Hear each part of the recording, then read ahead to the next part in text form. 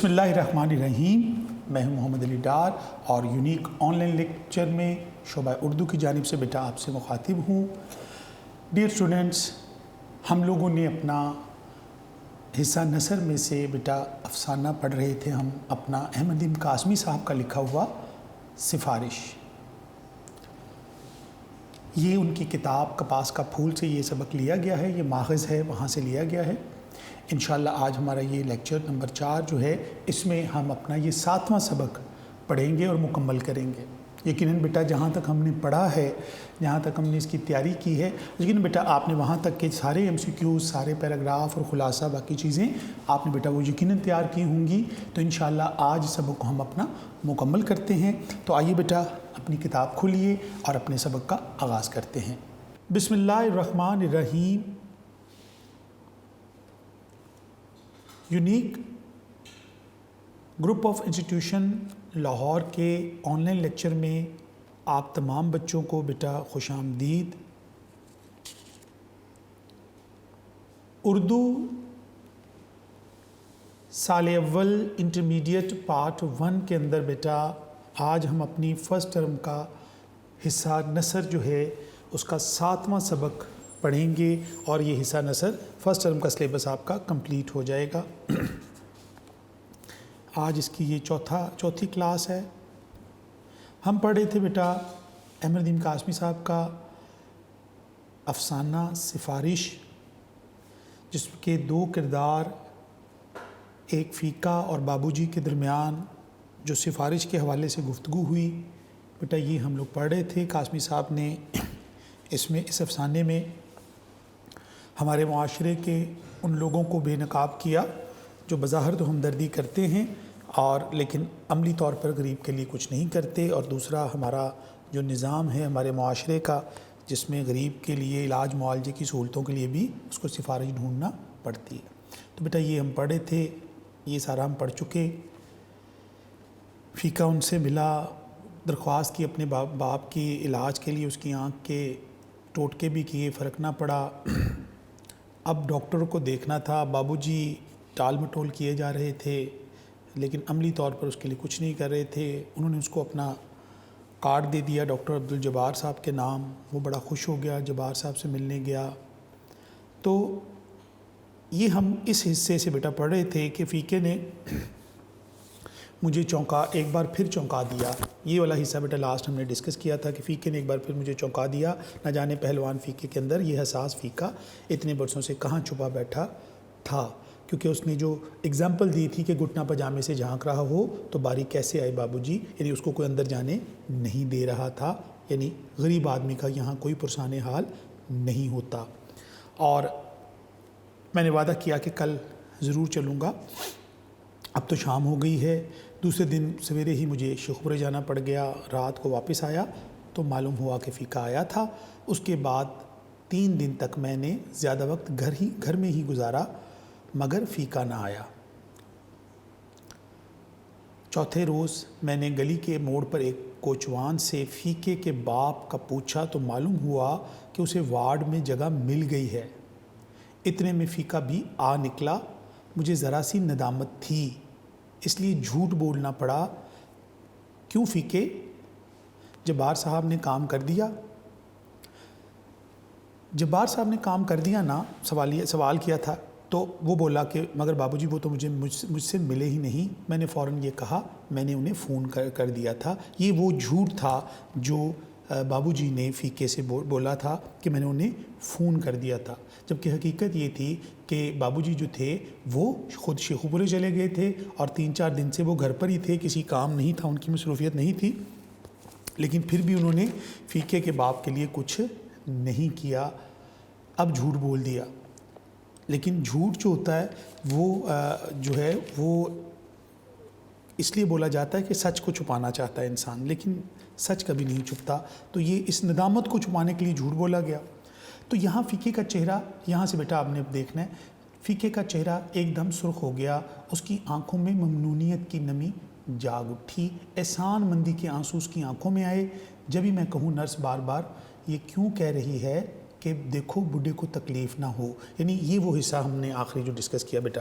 تو اس پیراگراف کے اندر جو بات ہم لاسٹ لیکچر میں کر رہے تھے کہ فیکا بابو جی کا احسان مند ہو چکا ہے، وہ بابو جی کو اپنا محسن سمجھتا ہے، بابو جی اس سے جھوٹ بولتے چلے جا رہے ہیں، اپنی ضروریات، اپنے کام، اپنی معاملات کو تو وہ فوقیت دے رہے ہیں، لیکن فیکا بیچارہ جو ان کے آگے ہاتھ جوڑتا تھا کہ میرے ساتھ چلیے ہسپتال میں کسی ڈاکٹر سے کہہ دیجئے کہ میرے باپ کو دیکھ لے، لیکن اس بابو جی کو اس بات کا احساس نہیں ہوا، کیونکہ ان کے نزدیک اپنی مصروفیات زیادہ اہم تھیں ایک غریب کوچمان کے باپ کی بینائی کے مقابلے میں۔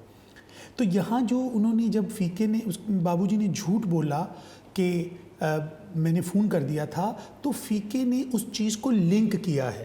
کس چیز سے لنک کیا ہے کہ وہ جو نرس نے یہ کہا تھا میرے باپ کو دیکھتے ہوئے، لٹاتے ہوئے بستر پر یا چیک کرنے کے دوران کہ دیکھو بوڑھے کو تکلیف نہ ہو، اس کا مطلب یہ ہے کہ یہ بابو جی کے فون کی وجہ سے وہ ہمارا یوں خیال رکھ رہی تھی، حقیقت میں وہ ایسا نہیں تھا۔ یعنی فیکا یہ محسوس کر رہا تھا کہ یہ جو جھوٹ بولا گیا ہے، اس لیے اس کا اثر یہ تھا کہ وہ نرس جو ہے وہ بار بار ان کو بڈھے کا خیال رکھنے کی کوشش کر رہی تھی۔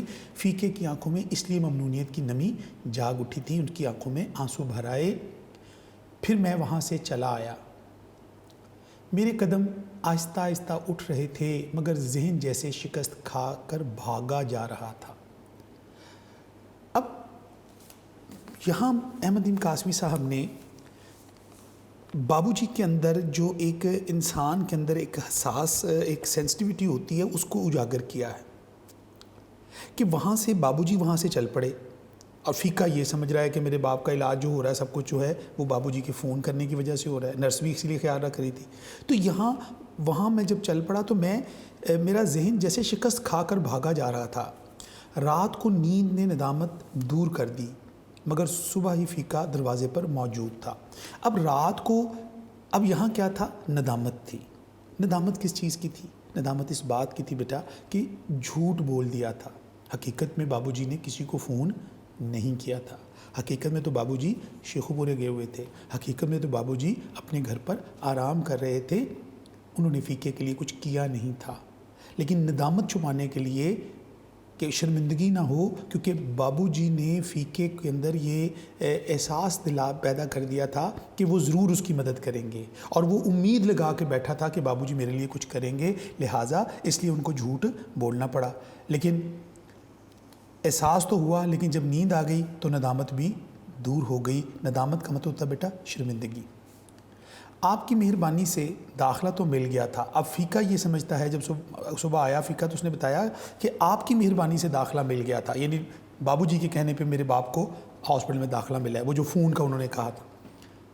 پر اب انہوں نے بابا کو کوٹ لکھپت کے ہسپتال میں بھیج دیا ہے۔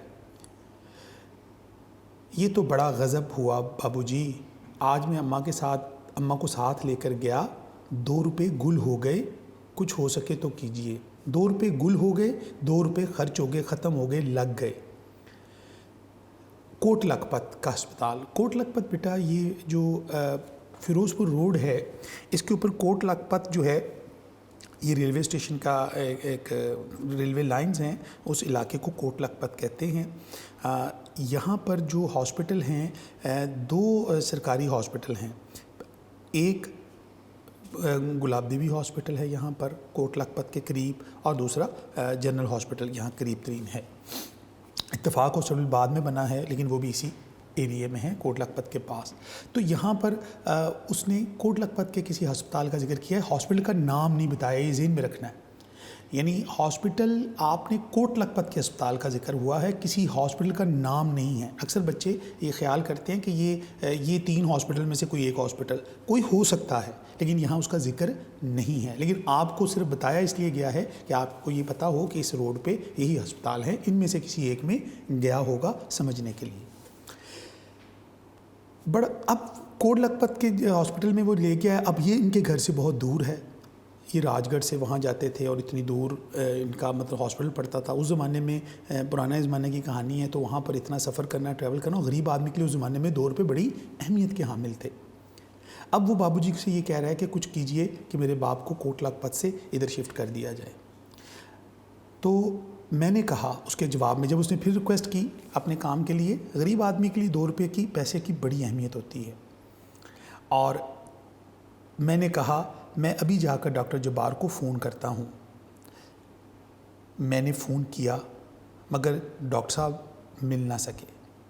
پھر مصروفیتوں میں بات آئی گئی ہو گئی۔ 5-6 روز بعد ہی میں نے فیقے کو دیکھا تو سوچا کہ نظریں چرا کے ساتھ والی گلی میں مڑ جاؤں اور وہاں سے بھاگ نکلوں، مگر فیقہ لپک کر میرے پاس آیا اور بولا، بابوجی سمجھ میں نہیں آتا آپ کے کس کس احسان کا بدلہ اتاروں گا۔ اب یہاں پر بابوجی جو ہیں ان سے یہ دوبارہ ملا، لیکن بابوجی تو چاہتے یہ تھے کہ کسی طریقے سے وہ گلی میں مڑ جائیں اور وہاں سے بھاگ جائیں، کیونکہ فیقے کا سامنا نہیں کر سکتے تھے۔ جس طرح وہ اس کو جھوٹ بولتے رہے تھے اور اس کے لیے کچھ عملی طور پر کچھ نہیں کر سکے۔ عملی طور پر اگر کچھ کیا ہوتا تو ان بابوجی کو وہاں سے بھاگنے کے بارے میں سوچنے کی ضرورت پیش نہ آتی۔ قاسمی صاحب نے یہاں بابوجی کے ندامت کا ذکر کیا ہے۔ ندامت کا جو احساس ہے بابوجی کو، وہ فائدہ اس کا تبھی ہوتا کہ اس ندامت کا مداوع کیا جاتا، کوشش کی جاتی، عملی اقدامات کیے جاتے۔ لیکن یہ پورے سماج کا یہی رویہ ہے کہ ہم جو کہتے ہیں اس پر عمل نہیں کر سکتے۔ تو بابوجی سمجھ نہیں آتا آپ کے کس کس احسان کا بدلہ اتاروں گا۔ جھوٹ نے میری ندامت کو کان سے پکڑ کر ایک طرف کر دیا۔ واپس آ گیا نا تمہارا بابا؟ فیقہ بولا، واپس بھی آ گیا اور آپریشن بھی ہو گیا، جمعے کو پٹی کھل رہی ہے، دعا کیجئے۔ میں نے کہا اللہ رحم کرے گا۔ اللہ تو رحم سب پہ کرتا ہے، اللہ تعالیٰ تو بڑا ہی غفور و رحیم اور مہربان ہے، لیکن ہم انسانوں کا فرض یہ ہے کہ ہم دوسرے انسانوں کی مدد کریں، بھلائی کے کاموں میں ایک دوسرے کے ساتھ تعاون کریں۔ لیکن یہاں جھوٹ جو ندامت تھی وہ تو سائڈ پر چلی گئی۔ میں نے بابوجی نے یہاں کیا کیا، ایسے ریلائز کیا جیسے میں نے فون کیا تھا اور تمہارا باپ کا سارے معاملات حل ہو گئے ہیں، یعنی یہاں پر بھی کریڈٹ لے لیا گیا۔ ہمارا حکمران طبقہ، ہمارا امیر طبقہ، یہ سب لوگ دعوے تو کرتے ہیں، عمل نہیں کرتے، تو یہاں پر بھی عمل نہیں کیا گیا، دعویٰ کیا گیا ہے، احسان جتلایا گیا ہے، اور پھر اللہ رحم کرے گا کہہ کے دعا کی گئی ہے۔ مالک کا رحم تھا، یہ جو کچھ کر رہا ہے اللہ کی ذات کر رہی ہے، وہ بڑا غفور و رحیم ہے، جن کا کوئی نہیں ہوتا ان کا خدا ہوتا ہے، ان کی مدد کرتا ہے۔ تو اس پیراگراف میں قاسمی صاحب نے اس چیز کا ہمیں ایک احساس بھی دلایا ہے کہ ایک طرف تو خدا اس کے سارے معاملات سیدھے کرتا چلا جا رہا ہے، لیکن انسان ہونے کے ناطے ہمارے کیا فرائض تھے، ہماری کیا ذمہ داریاں تھیں، ہم نے اس کو اپنی سماجی روش کے تحت اس کو ہم نے پورا نہیں کیا۔ آگے دیکھتے بیٹا کہ پھر وہ جمعے کی شام کو آیا تو بولتے ہی زار زار رونے لگا، زار رونے لگا، زور زور سے رونے لگا۔ بابوجی غضب ہو گیا، پٹی کھلی تو پتہ چلا ایک آنکھ تو گئی ہی تھی، دوسری پر بھی اثر پڑ گیا ہے۔ اب کہتے ہیں کہ اب پہلے آپریشن کا زخم ملے، یعنی زخم ملے کا مطلب ہوتا ہے زخم ٹھیک ہو جائے، جڑ جائے، تو دوسرا آپریشن ہوگا اور دوسری آنکھ کا بھی ہوگا، یعنی اب پٹی تو کھل گئی جمعے کو جیسے اس نے بتایا تھا، اب وہ دوبارہ ملا اور دکھی ہو گیا کہ ایک آنکھ تو پہلے پرابلم تھی، دوسری آنکھ پر بھی اثر پڑ گیا ہے، اب پہلا آپریشن جب ٹھیک ہوگا تو پھر دوسری آنکھ کا آپریشن ہوگا، یعنی ان غریبوں کی مشکلات میں بھی کوئی کمی نہیں آئی۔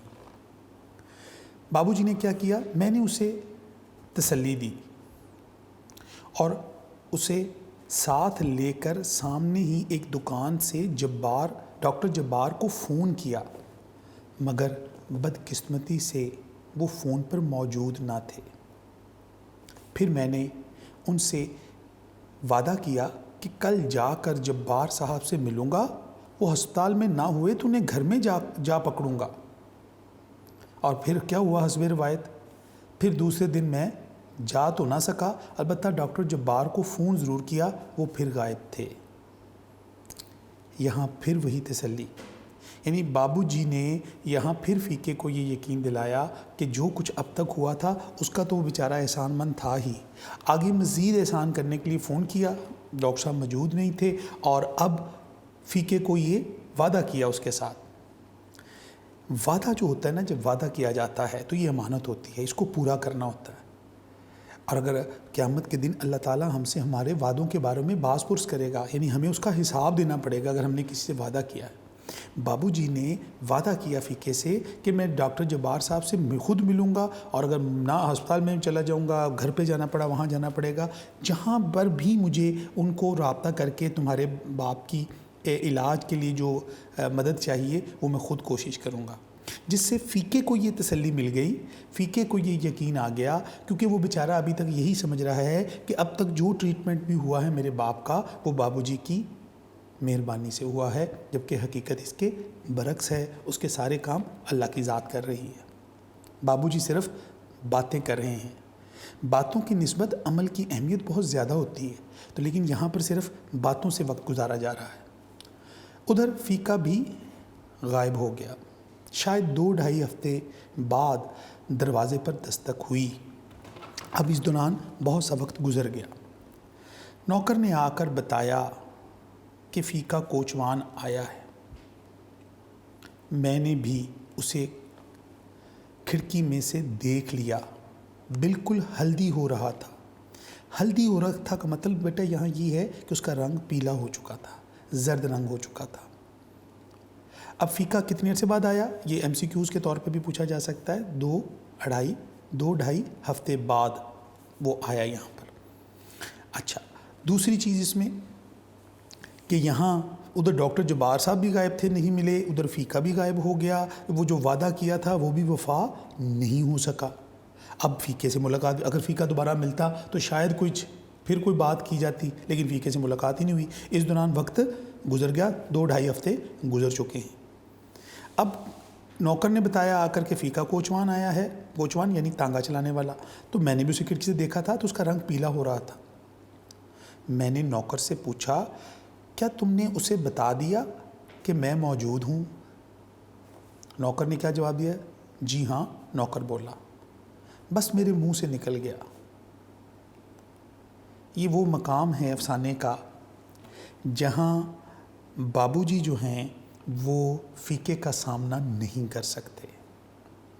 اس کی حالت، اس کا ظاہر دیکھ کر، اس کی جو کیفیت دیکھ کر بابو جی کے اندر ایک احساس پیدا ہو رہا ہے کہ اب تک جو کچھ میں نے کہا، جتنے دعوے کیے، جتنی باتیں کی، ان پر عمل نہیں کر سکا۔ اب نوکر نے بتا دیا کہ میں گھر پہ ہوں، کیونکہ یہاں پر بابو جی نہیں چاہتے تھے کہ وہ فیقے کا سامنا کریں، اس سے ملیں۔ نوکر کو ڈانٹا، بڑے احمق آدمی ہو۔ میں نے اسے ڈانٹا اور کہا جاؤ کہہ دو کپڑے بدل رہے ہیں، آتے ہیں۔ کپڑے تو میں نے بدل رکھے تھے، البتہ میں اپنے تیور بدلنے کی کوشش کرنے لگا۔ پھر ایک جھوٹ بولا کہ میں کپڑے بدل رہا ہوں۔ ایک جھوٹ آپ کو 100 جھوٹ بولنے پر مجبور کرتا ہے۔ پھر اچانک کیا ہوا کہ بابو جی جو ہیں، قاسمی صاحب یہاں کیا تکرار دکھا رہے ہیں، وہ یہ افسانے کی شکل میں ہمیں یہ بتانا چاہتے ہیں کہ جب آپ کسی کے لیے کچھ کرتے نہیں اور پھر آپ کو جب ندامت ہوتی ہے تو پھر آپ کا ضمیر آپ کو ملامت کرتا ہے، آپ کا ضمیر آپ کو جھنجھوڑتا ہے، کیونکہ اللہ تعالیٰ نے انسان کے اندر ایک ضمیر رکھا ہوا ہے، ایک احساس رکھا ہوا ہے، وہ ہمیشہ غلط اور صحیح کے اوپر آپ کو ویک اپ کال دیتا ہے، آپ کو ریلائز کرواتا ہے۔ آپ زندگی میں ہمیشہ یاد رکھیں، جب کوئی شخص کوئی غلط کام کرتا ہے، کوئی غلط عمل کرتا ہے، تو اس کے دل کے اندر اس بات کا احساس ہوتا ہے کہ وہ جو عمل کر رہا ہے وہ ٹھیک نہیں ہے، یہ اس کا ضمیر اس کو کہہ رہا ہوتا ہے۔ بظاہر وہ غلطی کر رہا ہوتا ہے، لیکن اس کا ضمیر جو ہے وہ اس کو ملامت کرتا ہے۔ تو یہاں پر بابو جی جو ہیں وہ فقے کا سامنا نہیں کر رہے، کیونکہ جتنے جھوٹ بول چکے ہیں اس سے، اور وہ بیچارہ ان کو اپنا محسن سمجھ رہا ہے، تو یہ کرتے کرتے یہ نوبت آ گئی ہے اور یہ کسی حد تک افسانے کی پیک آ گئی ہے۔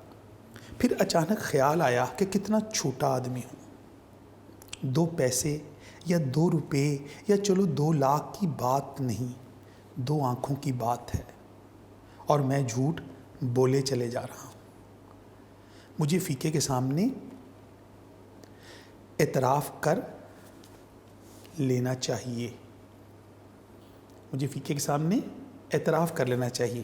یعنی یہاں بابو جی نے، نیکسٹ پیج پہ چلا گیا بیٹا، یہاں بابو جی کا ضمیر بیدار ہو چکا ہے۔ 2 پیسے 2 روپے یا 2 لاکھ کی بات نہیں، 2 آنکھوں کی بات ہے بیٹا۔ دنیا، آنکھیں اللہ کی بہت بڑی نعمت ہیں، بہت قیمتی شے ہیں۔ دنیا دیکھیں، لاکھوں روپے دے کر بھی آنکھوں کی بینائی واپس نہیں آ سکتی، لیکن ان آنکھوں کی علاج کے اندر جو غفلت برتی بابو جی نے، انہوں نے اس کو احساس دلایا۔ اب ان کا ضمیر ان کو ملامت کر رہا ہے۔ ضمیر کانپ تو جاتا ہے آپ کچھ بھی کہیں، ضمیر کانپ تو جاتا ہے آپ کچھ بھی کہیں، یہ ہو گناہ سے پہلے کہ ہو گناہ کے بعد، کہ انسان کا ضمیر ہمیشہ انسان کو ملامت کرتا ہے، اور سچ جھوٹ سے کبھی شکست نہیں کھا سکتا۔ یہ بھی ایک بہت بڑی حقیقت ہے کہ سچ اور جھوٹ کا جب بھی موازنہ ہوگا تو یہ کبھی اس کے آگے شکست نہیں کھائے گا۔ تو بابو جی کا ضمیر یہاں بیدار ہوتا ہے، وہ یہ سوچ لیتے ہیں کہ آج میں فیقے کے سامنے اعتراف کر لوں گا۔ اعتراف کرنے کا مقصد کیا تھا؟ وہ اپنے دل کا بوجھ ہلکا کرنا چاہتے تھے۔ فیقے کی اس میں کوئی مدد نہیں ہونی تھی۔ بابو جی نے جو اب تک اس کو جھوٹی تسلیاں دی تھیں، جو اب تک اس سے جھوٹ بولے تھے اور وعدہ خلافیاں کی تھیں، اس کا اعتراف کرنے سے بابو جی کے دل کا بوجھ ہلکا ہونا تھا، اس غریب کا کوئی بھلا نہیں ہونا تھا۔ یہ بھی ایک ہمارے سماجی روش ہے۔ یہاں پر بھی اگر دیکھا جائے تو وہ اپنا ہی فائدہ سوچ رہے ہیں، اپنے دل کے بوجھ کو کم کرنا چاہتے ہیں کہ کسی طریقے سے میرے دل کا بوجھ کم ہو جائے، احساس ندامت ختم ہو جائے، کیونکہ ندامت کا احساس انسان کو اندر سے کھوکھلا کر دیتا ہے، اندر سے جھنجھوڑتا ہے اور ایسی تکلیف دیتا ہے جو دکھائی بھی نہیں دیتی۔ آپ قانون کے مجرم ہو، کوئی بڑی بات نہیں، آپ آپ سے کوئی غلطی ہوتی ہے، آپ کو سزا ملتی ہے، آپ کی وہ سزا پوری ہونے کے بعد ایک آپ نارمل انسان ہوتے ہیں۔ لیکن جب آپ ضمیر کے مجرم ہوتے ہیں، اپنے ضمیر کے مجرم ہوتے ہیں، تو وہ آپ کو کبھی بھی چین سے سونے یا جینے نہیں دیتا۔ پھر میں نے اچھا جی آگے دیکھتے ہیں بیٹا کہ ان کا میں نے فیصلہ کر لیا ہے کہ میں اب ان کے سامنے اعتراف کر لوں گا کہ میں تمہارے لیے کچھ نہیں کر سکا۔ یعنی اب تک جو کچھ تمہارا کام ہوا ہے وہ تقدیر کے سہارے ہوا ہے، اللہ کے بھروسے ہوا ہے۔ میں اب تک تمہارے لیے جو کچھ تمہیں کہتا رہا، میں کچھ کر تمہارے لیے نہیں سکا۔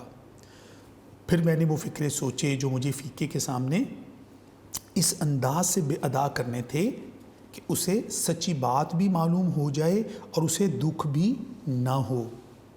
یعنی بابو جی اب یہ چاہتے تھے کہ فیقہ سچ تو جان جائے، اب اس کو بتا دوں گا تو میرے دل کا بوجھ ہلکا ہو جائے گا، لیکن بتاؤں گا جب تو اس کو بہت تکلیف ہوگی، اس کو بہت دکھ ہوگا، اس کو بہت صدمہ پہنچے گا کہ یہ بابو جی جو ہیں انہوں نے میرے لیے ابھی تک کچھ کیا تو نہیں، لیکن مجھے جھوٹی تسلیاں دیتے رہے ہیں۔ اور سچ جاننے کے بعد بابو جی کی حقیقت اور عزت جو فیقے کی نظر میں تھی وہ ختم ہو جائے گی۔ اب اس کشمکش میں وہ تھے کہ میں فیقے کو یہ بتاؤں گا ضرور، لیکن لفظ سوچنے لگے کہ کس انداز میں بتاؤں تاکہ فیقے کو زیادہ دکھ نہ پہنچے، یعنی میری بات کا اس کو تکلیف نہ ہو۔ ٹھیک ہے، تو وہ یہاں پر بیٹا افسانہ اس مقام پر پہنچائیں کہ وہ کہ آگے وہ لکھتے ہیں، قاسمی صاحب لکھتے ہیں جی کہ میں باہر آیا تو فیقہ بولتے ہی زار زار رونے لگا۔ یعنی میں اندر سے، بابو جی بتا رہے ہیں اندر سے سوچ کے کیا آئے ہیں کہ میں فیقے کے سامنے جاؤں گا اور اعتراف جرم کروں گا اور اپنے دل کا بوجھ بھی ہلکا کروں گا اور ساتھ فیقے کو سچ بھی بتا دوں گا، کیونکہ اب مجھ سے فیقے کا سامنا نہیں ہوتا۔ یہ سوچ کے جب وہ باہر آتے ہیں تو سامنے فیقہ ملتا ہے، ابھی وہ فیقے سے کچھ کہنا چاہتے ہیں تو فیقہ رونا شروع ہو جاتا ہے۔ بابو جی کچھ سمجھ میں نہیں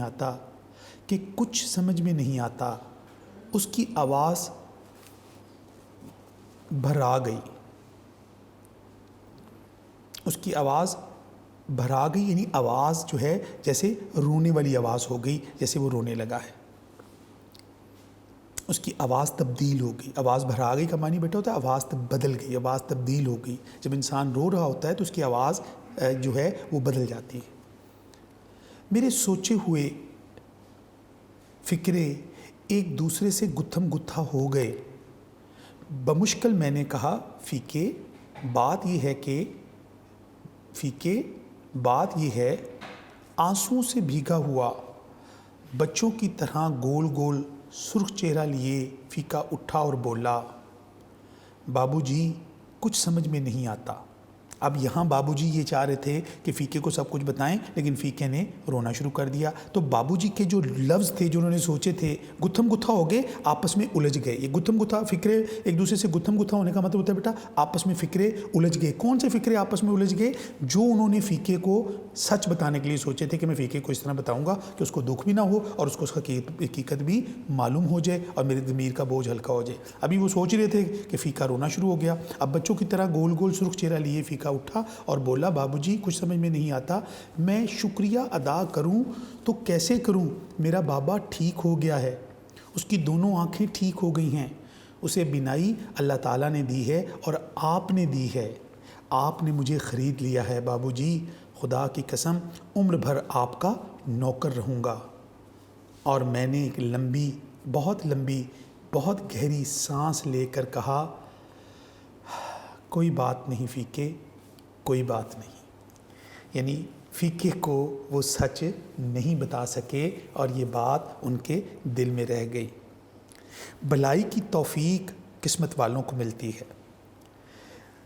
ہم تھوڑی سی کوشش کر کے کسی غریب کے ساتھ اگر بھلائی کرتے ہیں، ہماری تھوڑی سی کوشش سے اس کا بہت بڑا دکھ دور ہو جاتا ہے۔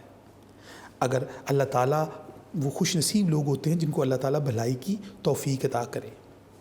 اگر ہم ذاتی طور پہ کبھی اس بات کا احاطہ کریں کہ اللہ کتنا بڑا مددگار ہے، کتنا کارساز ہے کہ اس نے اس کا سارا کام کر دیا، اور اللہ تعالیٰ نے کیا کیا، بابو جی کے عیب کو چھپا لیا، بابو جی کی جو ہے وہ غلطی کو چھپا لیا، کیونکہ بابو جی اب اپنا اعتراف کرنا چاہتے تھے، اب ان کو ندامت تھی، وہ اپنے جرم کو قبول کرنا چاہتے تھے، لیکن اللہ تعالیٰ نے اس کا پردہ رکھا اور فیکا کا باپ ٹھیک ہو گیا۔ فیکا یہی سمجھتا رہا کہ یہ سب کچھ انہوں نے کیا ہے، کیونکہ اللہ ستار ہے، وہ ہمارے عیبوں پر پردہ ڈالتا ہے۔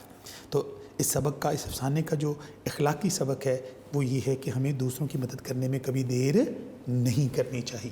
ڈیئر اسٹوڈنٹس، آج ہم نے اپنا سبق جو ہے 7واں سبق سفارش مکمل کیا۔ میرا بیٹا امتحانی نقطہ نظر سے یہ امپورٹنٹ چیپٹر ہے، خلاصے کے اعتبار سے، تشریح کے اعتبار سے۔ جو افسانے ہیں آپ کے، یہ آخری ہم نے 3 افسانے ہم نے اس فرسٹ ٹرم میں پڑھے، تو بیٹا 7واں سبق تک آپ کا سلیبس ہے، یہاں تک آپ نے بیٹا تیاری کرنی ہے، اس کو بھی آپ تیار کیجئے۔ آج ہمارا حصہ نثر جو ہے وہ مکمل ہو گیا۔ میرا بیٹا یہ جو فیکے کوچوان کی کہانی ہے، جو تانگا چلانے والا ہے، جیسے بابو جی ہیں، اس کا کردار ہے، جو سماجی، اس میں قاسمی صاحب نے جو ہمارے سماج کے رویوں کی یہاں نشاندہی کی ہے، اور کسی حد تک حقیقت کے قریب ترین افسانہ ہمارے سامنے رکھا، اور زندگی کے مختلف پہلوؤں کا ہمیں سمجھنے کا موقع ملا۔ تو ادب کے اندر ادب کا یہی کمال ہوتا ہے کہ وہ حقیقتوں کا ترجمان ہوتا ہے۔ ادب ہماری زندگی کو خوبصورت پیرائے میں ہمارے سامنے پیش کرتا ہے اور اس کی حقیقتوں کو ہمارے سامنے پیش کرتا ہے۔ تو قاسمی صاحب اس فن میں اپنی مثال آپ ہیں اور اپنا ایک بڑا نام رکھتے ہیں بیٹا، تو اس افسانے کو میرا بیٹا آپ تیار کیجئے۔ اصل کام بیٹا اب تیاری ہے، اب آپ کا ٹرم بھی قریب ہے، اور بیسیکلی آج یہ حصہ مکمل ہو گیا۔ پہلے ہماری غزلیں ختم ہوئی تھیں، اب یہ بھی ختم ہو گیا، تو آپ نے میرا بیٹا تیاری پہ فوکس رکھنا ہے، تاکہ ٹرم میں جب امتحان ہو تو آپ بہت اچھے طریقے سے جو ہدایات آپ کو یہاں سے دی گئی ہیں اس کے مطابق آپ بیٹا اپنا کام کر سکیں، اس دعا کے ساتھ کہ آپ تمام بچے حصول علم کے لیے محنت کر رہے ہیں، اور یونیک گروپ آف انسٹیٹیوشنز آپ کو اس کے لیے ہر ممکن ہر سٹیپ پر آپ کو جو رہنمائی کا فریضہ ہے وہ ہم لوگ بیٹا ادا کر رہے ہیں یونیک گروپ آف انسٹیٹیوشنز کے پلیٹ فارم سے۔ تو آپ میرا بیٹا تیاری کو اپنے فوکس کر لینا ہے، اس کے اوپر بھرپور تیار کیجئے، اپنے اسباق سارے تیار کیجئے، اور آج کا سبق بھی بیٹا آپ نے اس کو لکھنا ہے، اس کو تیار کرنا ہے، تو انشاءاللہ بہت اچھے رزلٹس اس سے آپ کو ملیں گے۔ تو اس دعا کے ساتھ مجھے بیٹا اجازت دیجیے، میرا بیٹا آپ جہاں پر بھی رہیں، اللہ تعالیٰ آپ تمام بچوں کو اپنی حفظ و امان میں رکھے۔ اللہ نگہبان۔